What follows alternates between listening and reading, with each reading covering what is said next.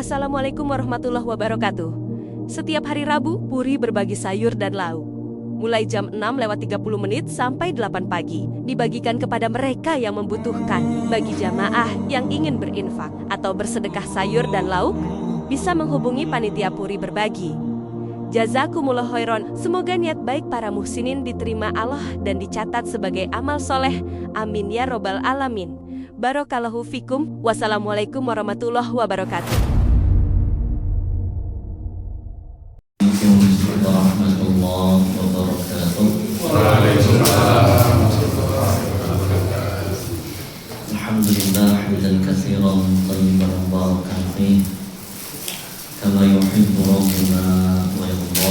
Wassalatu wassalamu ala nabiyyina Muhammadin wa ala alihi wa ashabihi wa man tabi'ahum bi ihsanin ila yaumiddin. Amma ba'd. Bapak Ibu para jamaah Masjid Al-Furqan, Perumahan Puri Tanjung Intan, Masya Allah, yang semoga senantiasa dirahmati dan dimuliakan oleh Allah Ta'ala. Kita bersyukur kepada Allah atas limpahan segala nikmat. Salawat dan salam semoga senantiasa tercurahkan kepada baginda Rasulullah Muhammad sallallahu alaihi wasallam, kepada keluarga beliau, kerabat, sahabat serta pengikut beliau yang istiqomah hingga akhir zaman. Amin. Pripun kabare Bapak Ibu, sehat selalu? Semoga kesehatan yang Allah berikan kepada kita menjadi kesehatan yang diberkahi dan manfaat. Amin. Bapak Ibu yang dirahmati Allah, tiada terasa Ramadan sudah kurang berapa hari Bapak Ibu? 1 pekan nih kurang lebih. Tinggal kita menghitung hari. Tamu yang mulia, tamu yang istimewa ini semakin dekat. Ibarat kita akan kedatangan tamu yang istimewa, misalnya Pak Presiden misalnya nih, ya, mau datang ke rumah kita. Ini Pak Presiden sudah sampai Wangon. Nah, rumah kita di Cilacap, kurang berapa menit? 30 menit ya, sampai 40 menit. Berarti rasa-rasanya gimana Pak? Sudah semakin dekat, sudah semakin deg-degan. Maka persiapan menyambut tamu istimewa yang sudah semakin dekat ini perlu untuk kita tingkatkan dan maksimalkan. Bapak Ibu yang dirahmati Allah, bulan Ramadan adalah bulan yang istimewa, di mana Allah Ta'ala sendiri menjanjikan untuk memberikan pahala unlimited. Pahala apa? Unlimited. Maksudnya bagaimana? Pahala yang tidak terbatas. Di dalam hadis riwayat Imam Bukhari dan yang lainnya, Nabi menjelaskan di dalam hadis Qudsi. Hadis Qudsi berarti hadis yang mengandung firman Allah, bahwa Allah Ta'ala menjelaskan kullu amali ibni adam lahu illa siyam fa innahu li wa ana ajzi bihi. Setiap amalan anak Adam itu untuk dirinya sendiri, kecuali puasa. Kata Allah Ta'ala, puasa itu untukku dan aku yang akan membalasnya langsung. Nah, hadis yang mulia ini menjelaskan bahwa Allah Ta'ala mengkhususkan amalan ibadah puasa ini untuk Allah Ta'ala sendiri, karena ibadah puasa ini memiliki banyak sekali keutamaan. Di antaranya, puasa ini adalah ibadah yang paling Ikhlas dalam artian bahwa ibadah yang potensi ikhlasnya paling besar adalah puasa. Makanya Allah khususkan untuk dirinya. Maksudnya ibadah puasa ini potensi ikhlasnya besar, kira-kira kenapa Bapak Ibu? Karena ibadah puasa ini ibadah yang tidak terlihat, tidak mau terlihat. Kalau kita perhatikan semua ibadah rata-rata pasti kelihatan, gimana? Sholat kelihatan, baca Quran kelihatan, zikir kelihatan, umroh haji kelihatan, nomali, sodako kelihatan, apalagi wakaf, ya wakaf tanah-tanahnya kelihatan. Nah, ibadah yang tidak terlihat apa? Puasa. Bisa nggak kita lihat, oh ini orang puasa, ini nggak puasa kalau di siang hari? Bedanya apa Pak? Bisa nggak kita memprediksi, oh ini orang ini kira-kira puasa, ini tidak? Bisa tidak? Oh bisa Pak Ustaz. Ya, ciri-cirinya puasa ada 3 cirinya. Apa itu? Pertama lemas, kedua lambene kering dan pucat, ketiga sering idoh. Kenapa sering idoh? Sering meludah. Ya, sering meludah. Kenapa? Sebagian orang beranggapan kalau puasa tidak boleh menelan. Dan akhirnya ngomong sebentar-sebentar mudah. Betul, waktu kecil kita begitu nih. Besar juga kan gitu. Besar begitu ya. Kalau belum ngaji ya akhirnya nanti begitu terus karena belum tahu. Ya, waktu saya kecil pun begitu. Jere kancane, karena bukan ngaji, jere kancane kepripun puasa orang nih. Menurut itu akhirnya buang ludah terus. Saya dan teman-teman barang sudah gede ngaji, oh ternyata boleh tuh. Kalau sekarang kita lihat ada orang sering ludah, berarti nopo? Apakah dia puasa? Kan kita nggak tahu gitu. Yang jelas bisa jadi dia kalau puasa sering ludah, yang jelas dia kurang ngaji. Begitu gimana? Perlu kita ngaji. Jadi puasa ini ibadah yang tidak terlihat, maka dari itu potensi ikhlasnya besar. Semakin besar potensi ikhlasnya, maka semakin disukai oleh Allah Subhanahu wa Ta'ala, dan Allah Ta'ala akan memberikan pahala unlimited. Unlimited, tidak terbatas, tanpa batas. Kalau kita perhatikan ibadah-ibadah itu banyak yang disebut perkalian kali lipatnya. Contoh ya, sedekah seperti 1 butir menumbuhkan 7 tangkai, kemudian 1 tangkai 100 butir, jadi pinter 700, kan ada jumlahnya. Sholat jamaah berapa derajat dibanding sholat sendiri? 27. Dalam hadis lain disebutkan 25. Sholat di Masjid Nabawi berapa kali? Masjid Nabawi 1000 kali. Di Masjidil Haram 100.000 kali. Luar biasa. Tapi tetap disebut jumlah, Pak. Meskipun besar 100.000 kali, tetap disebut oleh dalil, oleh Nabi jumlahnya. Ya, meskipun 100.000 kali. Berarti kalau yang tidak disebut jumlahnya, kemungkinannya bagaimana Pak? Lebih gede lagi. Apakah mungkin lebih dari 100.000 kali? Sangat-sangat mungkin. Bisa 1 juta kali, 10 juta kali, 70 juta kali. Ini mudah bagi Allah Ta'ala.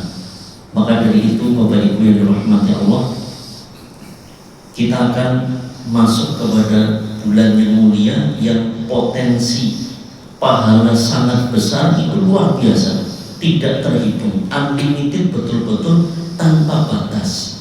Bukan unlimitednya versi kuota gitu Bapak Ibu.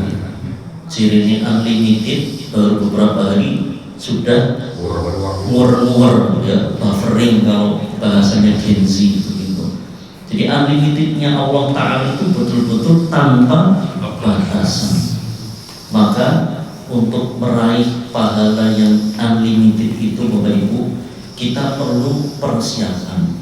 Perlu persiapan untuk menyambut tamu istimewa, biar ibadah kita maksimal, pahala kita berlipat ganda, betul-betul unlimited.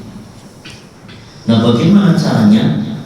Ada banyak persiapan, namun karena waktu yang terbatas, kita akan sebutkan ada 3 persiapan. Ada berapa Pak? 3 persiapan yang perlu kita persiapkan. Semakin dekat ini, persiapan ini harus semakin matang untuk mempersiapkan bulan Ramadan.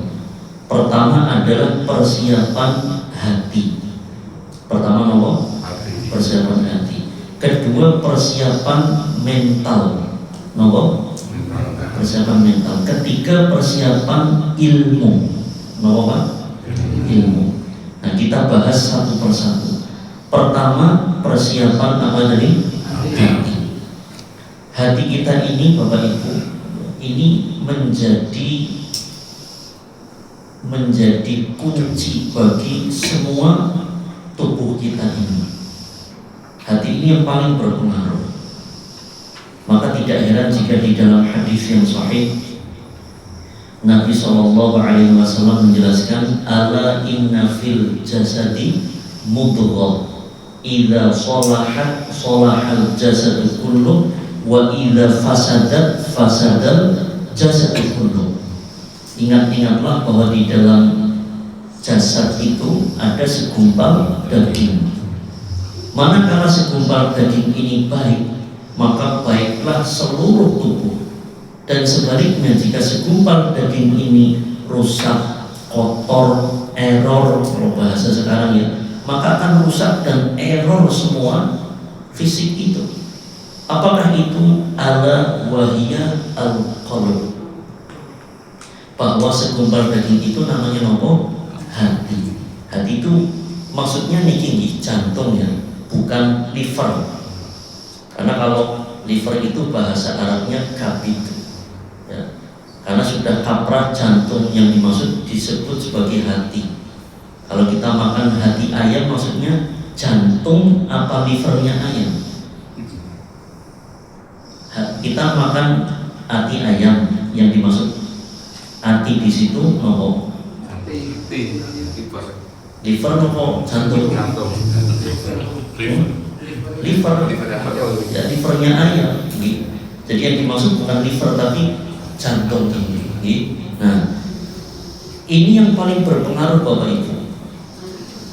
Sebagai contoh begini, bahwa kalau hati itu baik akan baik seluruhnya, dan sebaliknya kalau buruk akan buruk seluruhnya. Dan perlu kita sadari, perlu kita ketahui, yang menjadikan seseorang itu malas, berat, enggan, kalau bahasa Cilacapek bebeh untuk ibadah, tidak lain dan tidak bukan karena apa? Hati yang kotor. Karena apa? Hati yang kotor. Sebagai contoh,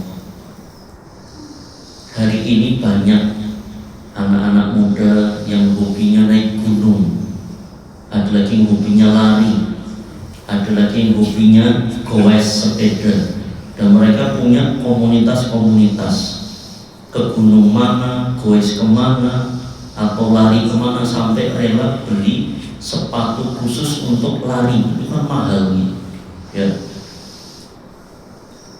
Sebagian dari mereka yang kuat naik gunung, kuat lari, kuat goes, bahkan ada yang hobinya lari itu atau hobinya naik sepeda itu dari Batu Raden Pak, sepeda sampai Cilacap, Purwokerto Pak, pulangnya pakai bis, sepedanya naik bis, pulangnya manjat kan berat gitu. Ketika kesini kan turun gampang ya.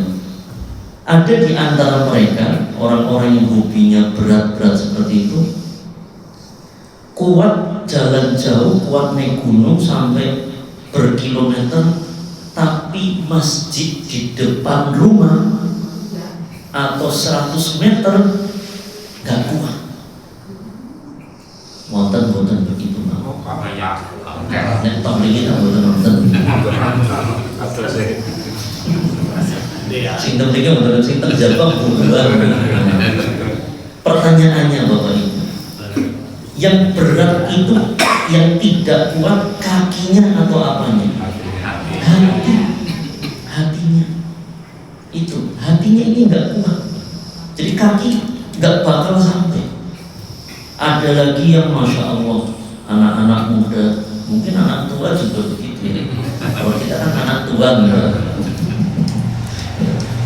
Anak-anak muda hobinya nge-gym, terus nge-gym Pak. Kalau bahasa kita di fitness, sekarang gym kan pakai banyak alat ya untuk otot ini, latihannya banyak banget itu. Saya juga melihatnya bingung Pak. Untuk ini khusus gerakannya begini, ini khusus gerakannya begini. Gerakan yang berat-berat, puluhan sampai ratusan kali untuk otot begini, untuk begini. Gerakannya macam-macam, sampai ratusan kali, berbulan-bulan.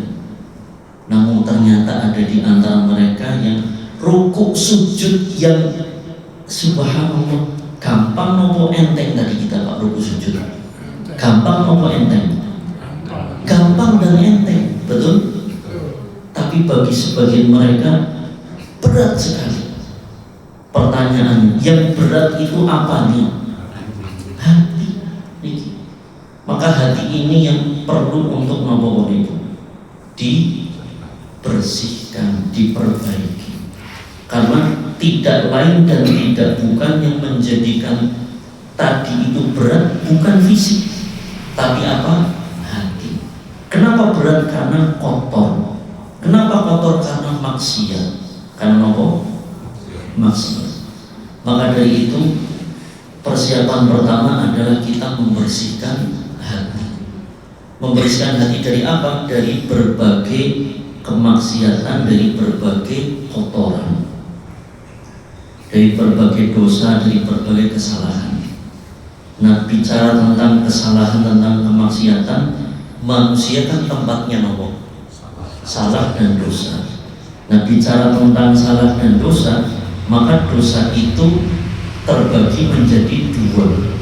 Terbagi menjadi nopo? Dua. Pertama adalah dosa-dosa terkait dengan Allah Ta'ala. Kedua, dosa-dosa terkait dengan sesama manusia.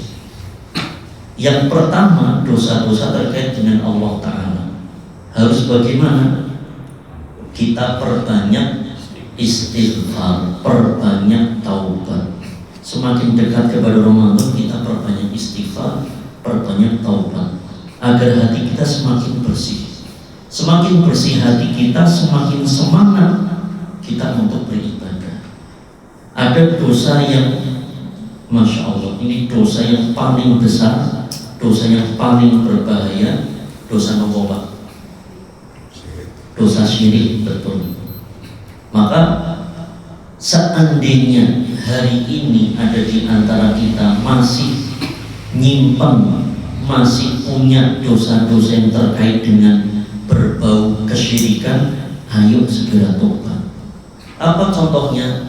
Di hati masih ada ketergantungan kepada selain Allah, masih hati itu masih percaya jimat, masih percaya ada benda-benda yang bisa memberikan nopo, memberikan rezeki, melancarkan jodoh, atau percaya kepada dukun. Jadi kalau hari ini masih ada jimat, raja, wifik, susuk, atau apapun benda-benda berbau kesyirikan yang belum dibersihkan, ayo segera kita bersihkan. Kenapa Pak? Bisa tekor, bisa nopo?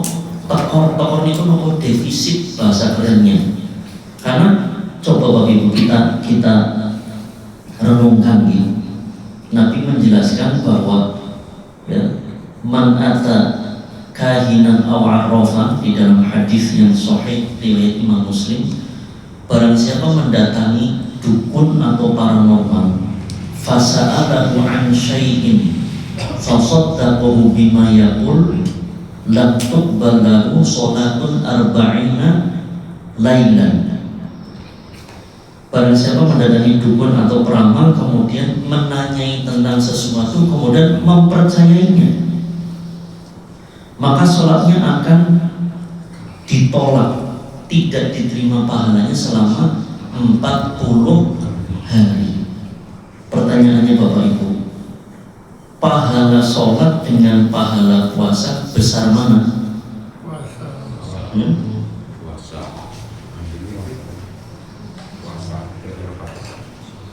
Pahala sholat dengan pahala puasa besar mana?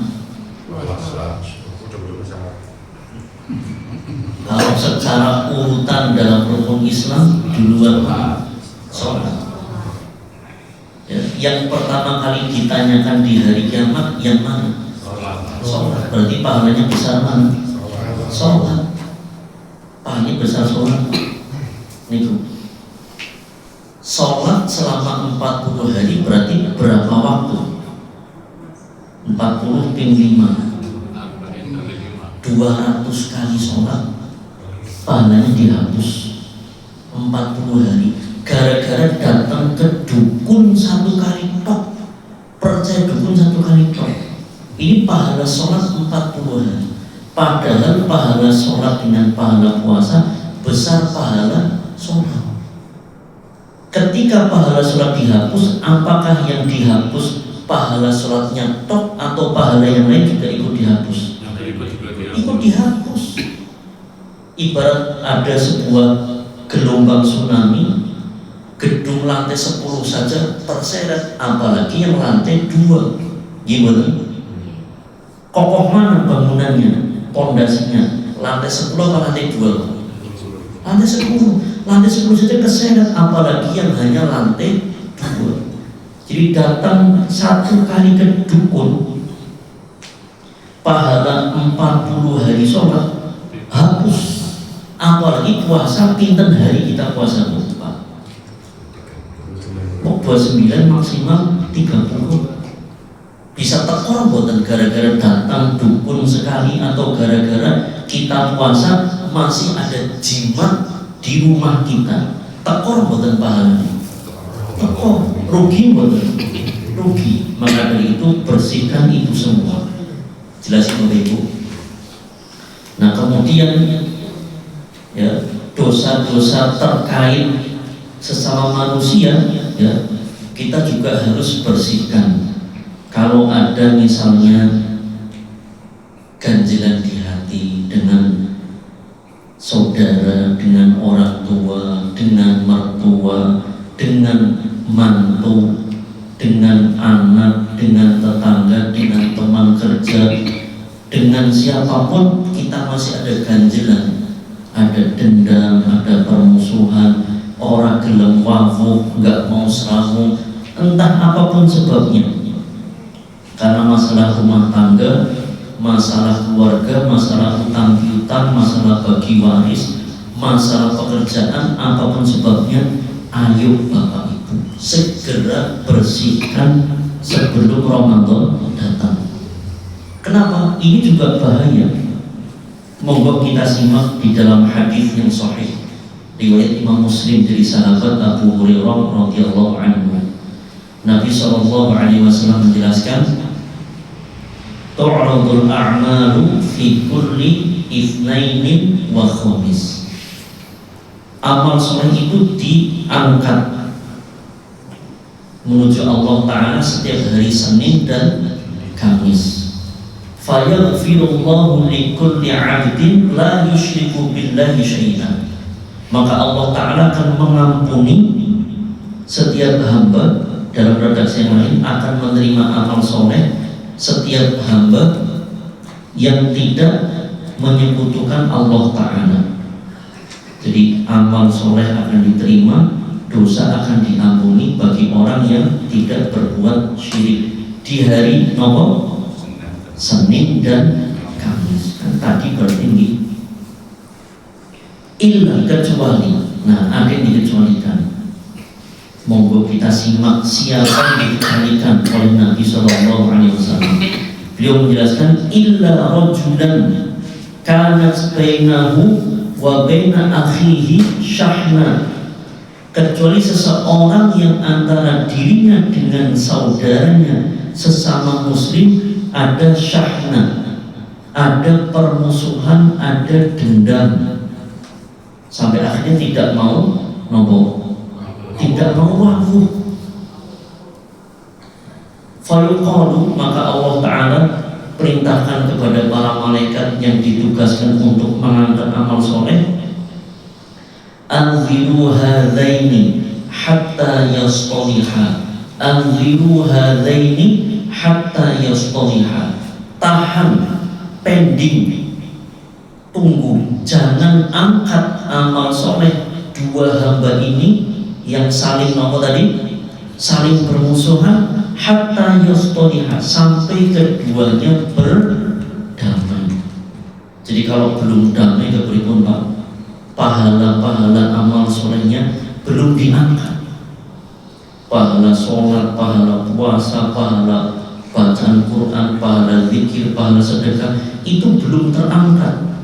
Gara-gara ada problem permusuhan, dendam sesama saudara muslim. Ini bahaya banget Pak, bahaya. Makanya ayo Pak, kita tengok kanan kiri, masih ada enggak yang kita itu punya dendam, punya ganjilan, ya segera kita bereskan, kita bersihkan, kita minta maaf. Durung pada Ustaz dari beluk maaf. Memang minta maaf menggula barang kita kan boten. Misalnya senang temen ya maaf wong sing salah kae misalnya. Kepripun Pak Bu? Yang paling mulia yang bagaimana? Yang minta maaf terlebih dahulu, meskipun yang salah yang sombong. Begitu nih. Misalnya lagi kita sudah minta maaf, yang sono nggak mau memaafkan, belum mau damai, kepripun niku? Yang ditahan amalnya yang mana? Sini apa sono? Sono. Yang sini sudah clear, bertinggi. Nah, yang penting kita berusaha. Adapun sononya nggak mau, itu urusan dia dengan Allah Ta'ala. Jelas Bapak Ibu. Jadi ini poin pertama, kita membersihkan hati sebelum Ramadan datang. Kalau kita masih ada ganjilan hati sebelum Ramadan ini belum bersih, nanti masuk bulan Ramadan kondisi hati belum bersih, belum maksimal, nanti ibadah kita pun tidak maksimal. Eman, betul gitu Bapak Ibu. Lanjut Bapak Ibu. Nah, sekarang poin kedua. Apa tadi poin kedua? Mempersiapkan mental. Nah, mental ini harus kita persiapkan karena mental itu perlu dilatih. Melatih kesabaran, melatih kebijaksanaan, melatih menahan mulut, menahan tangan jari jemari yang biasa omongannya boten teratur, yang biasa komen di media sosial asal-asalan, ayo dilatih. Perlu dilatih boten Bapak Ibu? Perlu. Caranya bagaimana? Caranya dengan kita meningkatkan kualitas mental kita. Dan teknis mudahnya begini Bapak Ibu. Kita perlu tahu kita ada di level mana. Kita ada di level mana. Karena tingkat kesabaran tiap orang kan beda-beda. Gimana? Misal contoh, kita mau berangkat kantor, misalnya pakai motor gitu, lewat jalan raya, malamnya habis hujan. Ya, malamnya habis hujan kan banyak genangan di pinggir jalan raya. Kemudian kita naik motor, belakang kita ada mobil kenceng, langsung kena ciprat. Bagaimana reaksi kita atau bagaimana reaksi seseorang? Apakah reaksinya sama? Apakah reaksinya sama? Beda-beda. Gimana? Tergantung nopo Bapak Ibu. Tergantung tingkat kesabaran dan mental masing-masing. Gimana? Ada yang kena ciprat langsung sikil papa, kebun binatang, buaya darat, macan kumbang, panglima harimau, keluar semua. Ada yang gak cuma begitu, sudah sikil papa teman tuh dia manduk jemput waktu bala makan. Yang kena mobil orang lain ternyata jadi tambah panjang kali. Ya. Ada yang tarik nafas, wis rapi gila malah terlas. Ada yang tarik nafas, astagfirullah. Lalu itu tersing terbikin Pak. Jadi tergantung nopo tingkat kesabaran masing-masing. Nah, siapa yang paling tahu kita ada di level mana, Pak? Siapa? Ya kita sendiri, betul nih. Nah, maka pertama kita harus tahu kita di level mana. Ya, kita di level mana. Setiap orang itu levelnya beda-beda. Dan jangan kita bandingkan dengan orang lain. Seperti ujian ya, kan ada anak-anak ya, dia ada yang kelas TK, kelas 1, kelas 2, ada yang kuliah semester 1, semester 2. Kalau ujian semester, berarti kan yang diujikan sesuai dengan tingkatnya, gimana? Dan harus tahu pelajarannya apa, sampai di mana. Contoh ada mahasiswa besok pelajaran misalnya kalau di pesantren besok pelajaran tafsir, belajarnya hadis, nyambung banget, nggak keluar nanti nggak bisa jawab meskipun dia belajar. Maka dia harus tahu yang akan diujikan itu levelnya di mana, pelajarannya apa. Maksudnya bagaimana? Kita sendiri harus tahu kita itu di level mana. Tiap orang ada yang kena ciprat air sudah meledak sumbunya. Ada yang begitu cuma senyum. Ketika dipukul orang di jalan, dia baru sumbunya meledak. Kan beda-beda nih. Ibu-ibu di rumah pun sama. Misalnya baju sudah dicuci, dijemur, disetrika rapi di lemari, anak kecil main petak umpet, dibuka lemarinya, bajunya ditarik, brul. Ya, masuk lemari, kakak cariin dede. Responnya ibu-ibu sama apa beda Bu? Beda, tergantung apa tadi? Tergantung tingkat kesabarannya masing-masing. Ada yang langsung drama Korea panjang banget. Ada yang nggak cuma itu, ngambil sapu, orang tak sabet, bocah anaknya sampah. Anaknya siapa? Anaknya dewek ya. Ada yang senyum, dede, astagfirullah. Ini ibu yang di sini.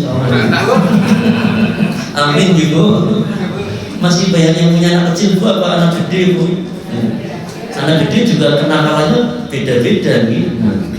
Jadi pertama kita harus tahu kita di level mana. Setelah tahu kita di level mana, nah, saat itu terjadi kita sadar itu ujian saya. Contoh misalnya ada orang yang kena ciprat air di pinggir jalan, itu emosi. Dia tahu kalau levelnya di situ. Maka ketika kejadian itu terjadi ciprat, maka dia sadar ini ujian saya. Jelas sih Pak? Dia harus sadar kalau ini ujian. Kalau dia nggak sadar akan langsung ceplos sikil papati buaya darat keluar semua ini. Tapi kalau ini ujian saya, berarti saya harus sabar. Caranya bagaimana? Nah, Nabi sudah banyak menjelaskan. Di antaranya dengan kalau kita lagi emosi, diam, ditahan, jangan ngomong apa-apa. Kemudian istighfar, astagfirullah wa atubu ilaih. Atau ta'awudz, a'udzu billahi minasyaitonir rajim. Terus tiup ke kiri berapa kali? 3 kali. 3 kali. Nah, hilang emosinya. Yang awalnya biasanya di level itu sikil papate keluar, alhamdulillah tidak jadi keluar. Ya, jelas Pak. Yang keluar apa? Astagfirullah. Berarti kan naik level, betul gitu. Kalau belum hilang juga, pindah tempat, segera ambil air wudhu. Ambil nomor air wudhu. Nah, begitu caranya. Geser, pindah tempat, ya. Ambil air wudhu, kemudian perbanyak istighfar. Nah, berarti di level yang biasanya sumbunya meledak, berarti dia sudah bisa meredam. Awalnya berat, betul nggih?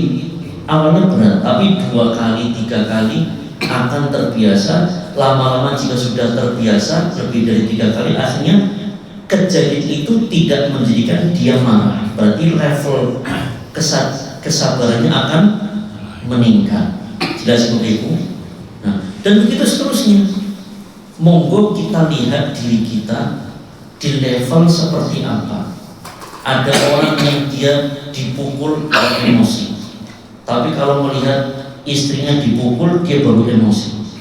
Nah, tiap orang punya tingkatnya sendiri-sendiri. Maka pertama kita harus melihat kita di mana dan kita sadar bahwa itu level kita, itu ujian kita.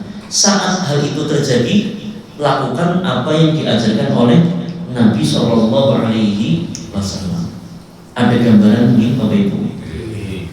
Kalau seperti ini kita lakukan, maka tahun ini kesabaran kita naik level dibandingkan tahun kemarin. Terus naikin terus lagi, nanti Ramadan tahun depan kesabaran kita naik level lagi. Jadi begitu terus. Dan latihan ini apakah hanya menjelang Ramadan apa setiap hari Pak? Setiap hari. Di tempat kerja pun begitu. Kita punya level kesabaran masing-masing. Ada yang misalnya diledek teman langsung meledak, ada yang diledek teman malah balik ledek. Ya. Tiap orang punya level masing-masing. Jadi ini gambaran bagaimana mempersiapkan mental. Nomor 2 kita latih mental kita. Jelas Bapak Ibu. Yang ketiga, yang terakhir, kurang berapa menit? Masih lama, setengah jam. Siap. Yang ketiga adalah persiapan apa? Ilmu. Nah, Bapak Ibu yang dirahmati Allah, 3 hal ini kalau kita persiapkan dengan baik, betul-betul kita bisa dapat pahala unlimited. Hati kita bersihkan, mental kita kuatkan, ilmu kita siapkan, kita tingkatkan, kita perdalam. Saya berikan gambaran Bapak Ibu bahwa di dalam dunia kerja, di dalam dunia manusia itu perbedaan ilmu bisa signifikan, bisa beda jauh. Kita kasih contoh di rumah sakit. Di rumah sakit kan banyak karyawan, betul.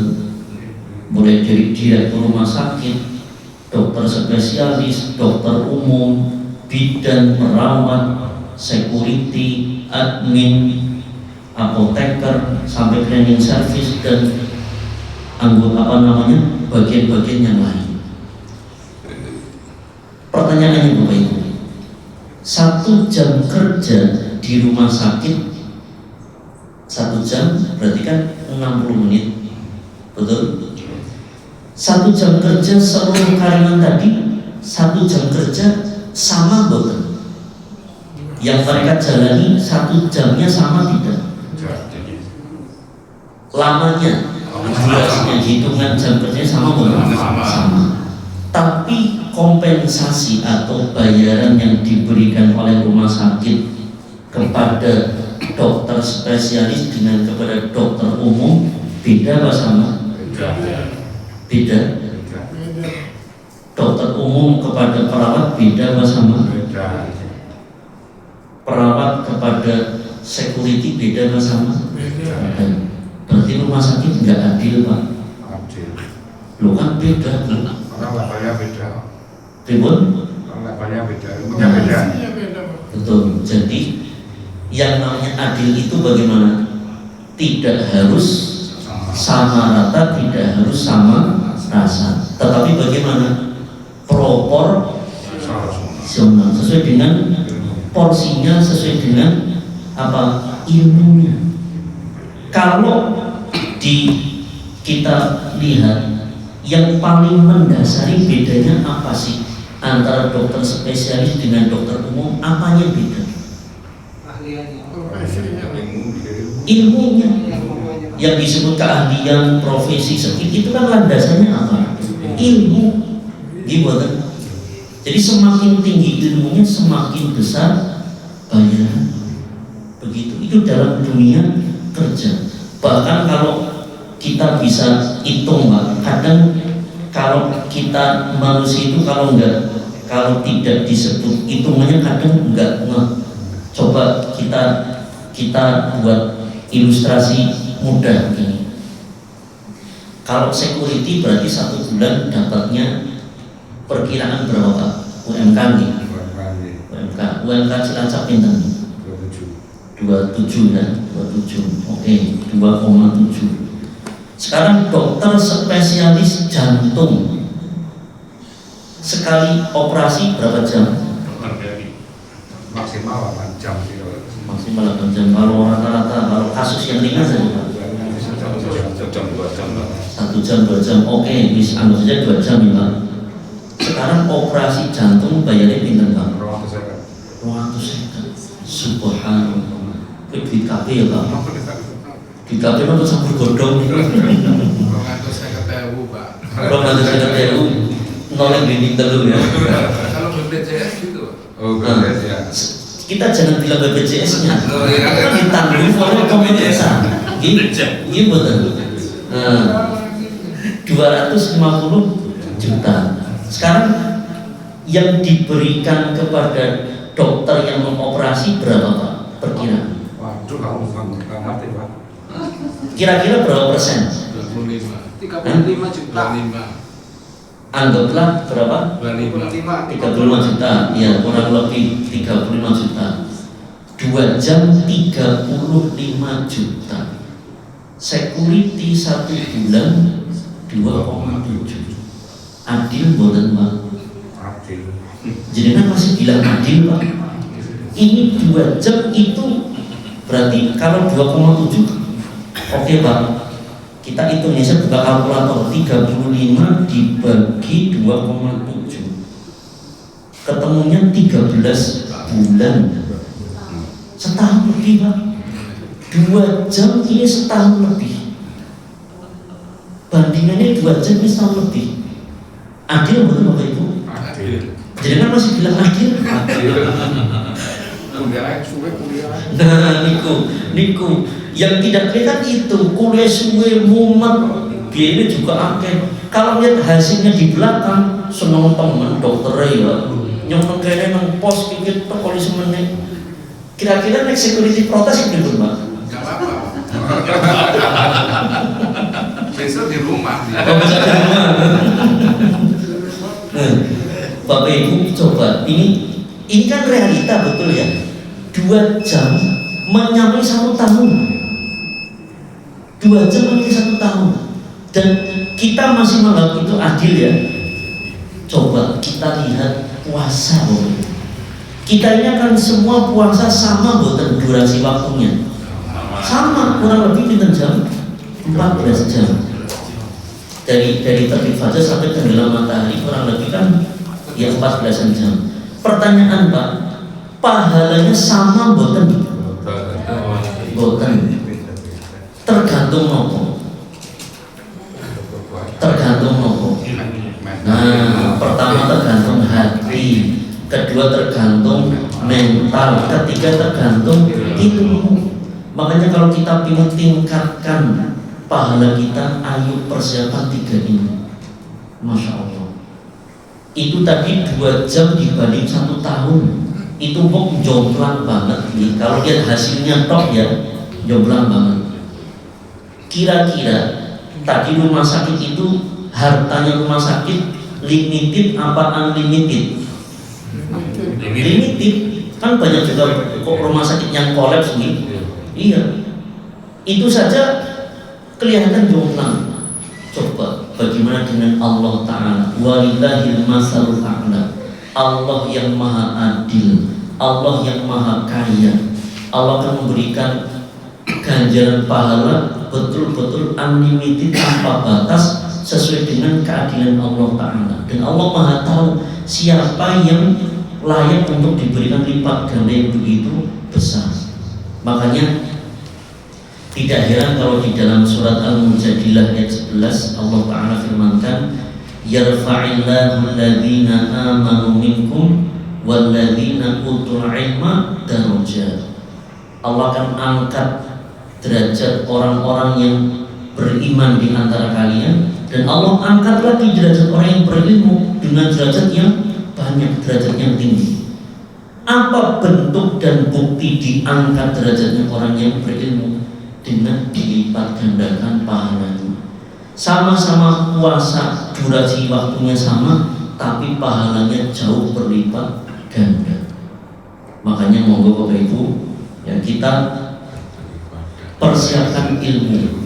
Sangat banyak ilmu-ilmu tentang puasa, tentang fikih Ramadan, tentang fikih puasa yang perlu untuk kita pelajari. Saya kasih pancingan kepada panjenengan. Puasa pakai katembat batal mboten Pak? Mboten? Batal mboten? Puasa pakai obat tetes mata boleh tidak Pak? Boleh? Boleh boleh. Puasa pakai fix inhaler batal mboten Pak?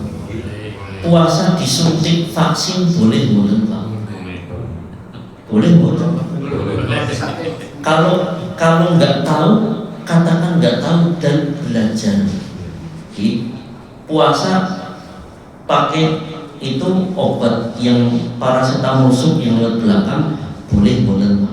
Nah ini banyak tidak hal-hal di sekitar kita yang perlu tahu ilmunya. Banyak boleh, banyak sekali. Puasa begini batal boleh. Ini kalau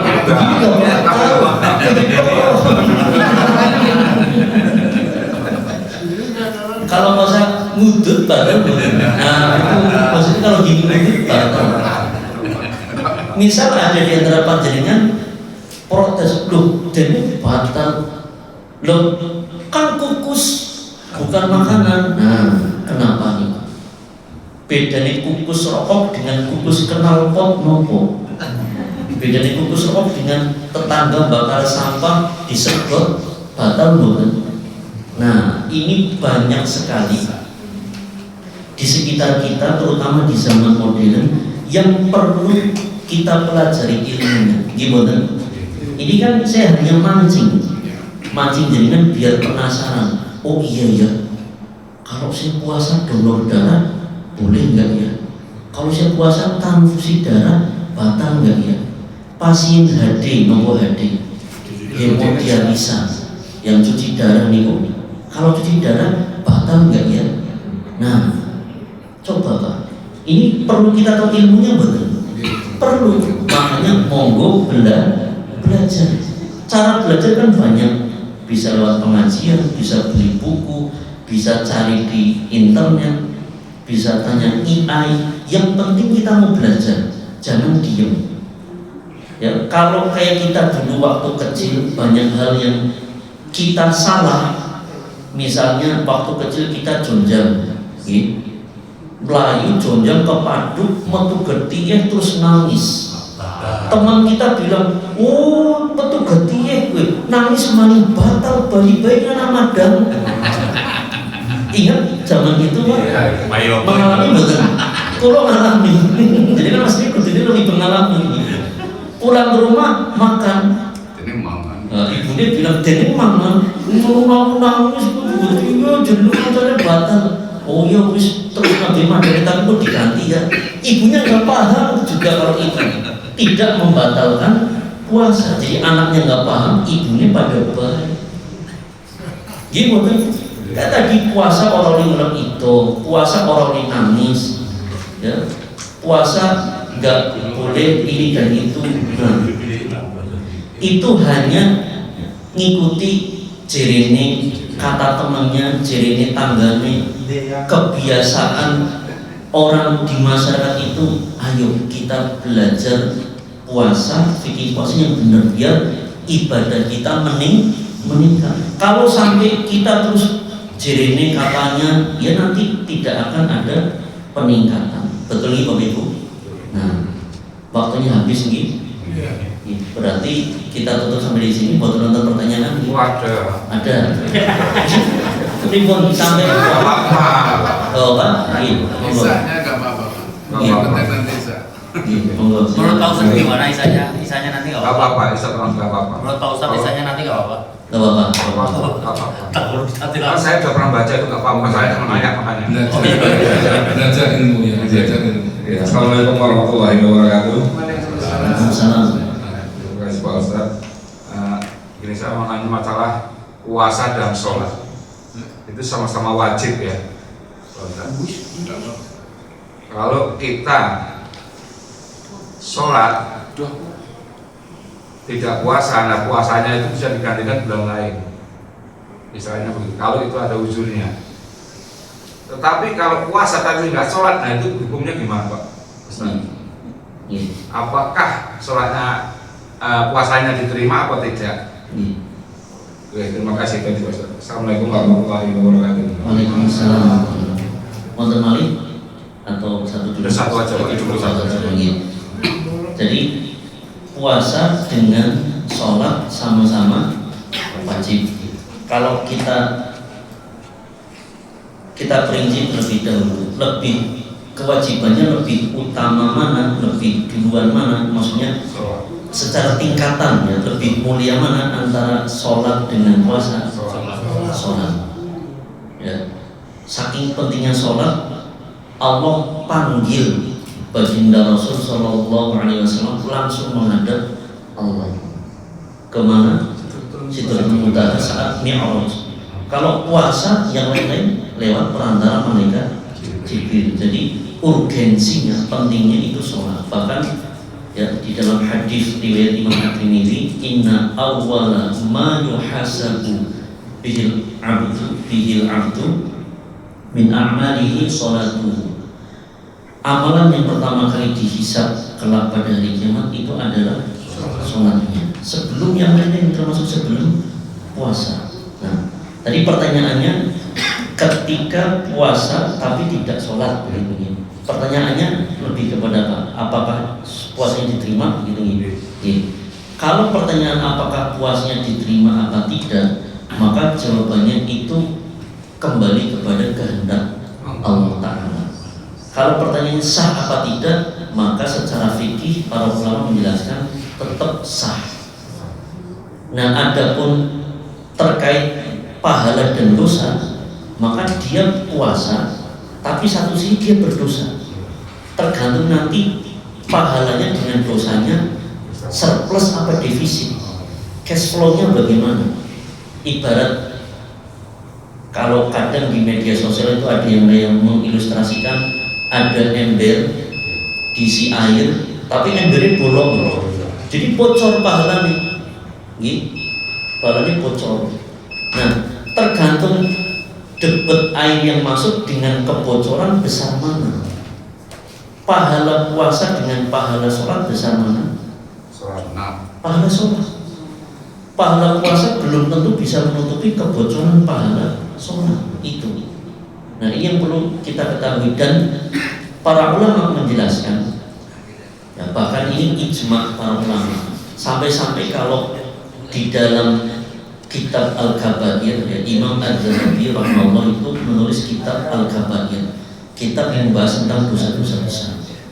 Nah, para ulama seperti Imam Ibnu Hazm rahimahullah, beliau menjelaskan bahwa para ulama sepakat bahwa tidak ada dosa yang lebih besar setelah dosa syirik dan dosa membunuh melebihi dosa meninggalkan sholat. Jadi maksudnya apa? Dosa yang paling besar urutan yang pertama adalah syirik, kedua membunuh, ketiga meninggalkan sholat. Itu. Jadi ini dosa besar banget, dosa besar banget. melebihi dosa zina, dosa korupsi, dosa minum khamar, dosa judi, dosa-dosa yang lain-lain. Jadi judi online, mau riba, mau zina, masih lebih besar meninggalkan sholat 1 kali, padahal sehari itu 5 kali. Itu. Jadi urutannya itu nomor 3. Cuman Imam Adz-Dzahabi itu kan memperinci setelah syirik, membunuh, sihir, baru sholat. Urut keempat. Tapi sihir ini kan bagian dari syirik, jadi aslinya itu ketiga. Jadi ketiga. Ini urutan dosa besar. Ketiga. Jadi kalau kita sholat atau puasa tapi meninggalkan sholat, waduh, bahaya Pak. Ya. Karena tadi kembali kepada hadis riwayat Imam At-Tirmidzi tadi, ya, amalan yang pertama kali dihisab itu sholat. Ya. Fa'in sholahat faqad aflaha wa anjah. Kalau sholatnya baik, maka dia kan beruntung dan dia akan selamat. Wa in fasadat faqad khaba wa khasir. Kalau sholatnya rusak, maka hamba itu akan merugi di akhirat. Jadi ibarat kalau kita ilustrasikan mudahnya begini Pak, dari HRD perusahaan itu buat ketentuan untuk penerimaan pegawai, nomor 1 ijazah S1, nomor 2 pengalaman kerja, baru misalnya yang lain-lain itu kelengkapan pas foto, kemudian KTP, kemudian KK. Yang penting pas foto Pak. Sementing Pas foto. pas foto. Counting ke Ponggang. Oh. Nah, Tapi SKCK dulu Pak. oh begitu. Nah, itu kan pelengkap ya. Sekarang misalnya ya ada orang dia yang nomor 1 ditanya oleh HRD biasanya apa? S1. S1-nya. Dia bawa fotokopi KTP 500 lembar, tapi nggak ada 1 lembar pun ijazah S1. Dilirik nggak sama HRD? Dilirik apa enggak? Enggak. Tapi ada orang yang dia punya ijazah S1, tapi dia belum bawa foto KTP, ketinggalan. Lebih diutamakan yang mana? Syarat nomor 1 yang mana? Nomor 1 lagi Pak ijazahnya. Ijazahnya. Jadi misalnya ada orang sholatnya baik, tapi sodakohnya kurang, baca Qurannya kurang, zikirnya kurang, masih lebih baik daripada sholatnya bolong-bolong, puasanya rajin, sedekahnya banyak, baca Quran banyak, tapi sholatnya bolong-bolong.